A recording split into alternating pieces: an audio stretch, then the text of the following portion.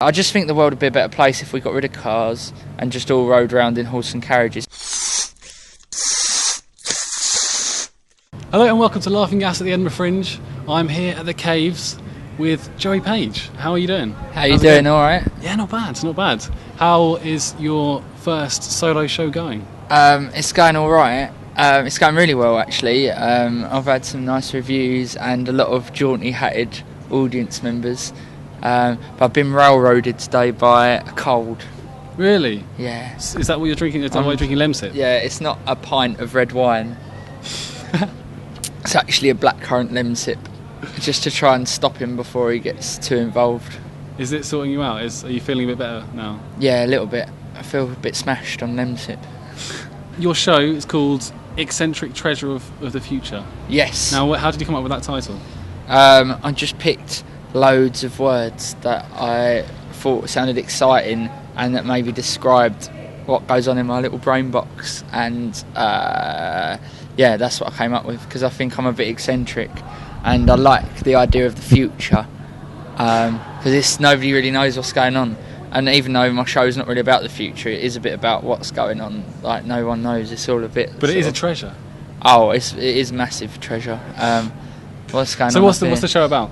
It's essentially just an hour where I just go on and talk about all the little nuggets of treasure that are in my mind, all like weird sort of things that I think about, like what would happen if pencils could talk, what would happen if you had an elephant's nose instead of a human nose, evil doctors, things like that, just stuff like that. Yeah.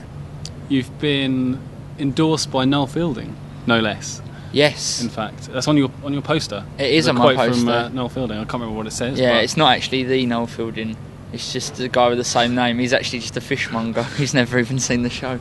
No, Noel Fielding from the Mighty Boosh. How did that come about? Did you run into him? Oh, I was very lucky. I got to do a gig with him at the Leicester Square Theatre, and he came up to me afterwards and said that I reminded him of a young him, and that we were like a couple of unicorns and we should stick together because there's not many of us.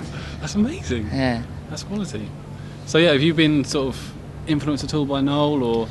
Yeah, I mean, he's one of the newer comedians that, and he's not even new, but you know, that I'm influenced by. Like, there's other people like Vic Reeves and Harry Hill, and like, you know, just sort of like weirder sort of people that are a bit different, and that's why I got into comedy, to try and do something a bit different. And I think that's why as well I picked the title of my show, because you know, I want people to look at it and go, oh, wow, the Eccentric Treasure of the Future, that sounds different. That might be, you know, if you don't like normal stand-up comedy, if you think it's boring, hopefully that sounds exciting and cool, and that's what I'm trying to There is create. kind of something for everyone in there. There's a lot of stories. If you don't like one story, then you'll like the next one.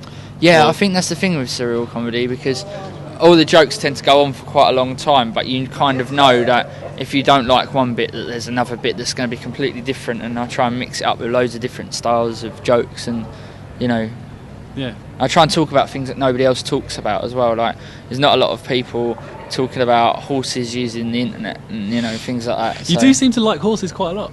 There's a few mentions of horses in your show, isn't there? Yeah, I just think the world would be a better place if we got rid of cars and just all rode around in horse and carriages. It'd take us fucking ages to get anywhere, but it'd be brilliant. Imagine how cool it would be. Just turning up to a party. Street like this. I know, just turning up to a party. Like, imagine me rocking up to the gig where everyone's queuing outside, just jumping out in a top hat. So this is your first solo show. Yes. How's it going from usually doing a 20-minute set to suddenly doing an hour-long set? I mean, was that difficult? What was the writing process like? Was it? I just do my 20-minute set 3 times as slow as I would do my.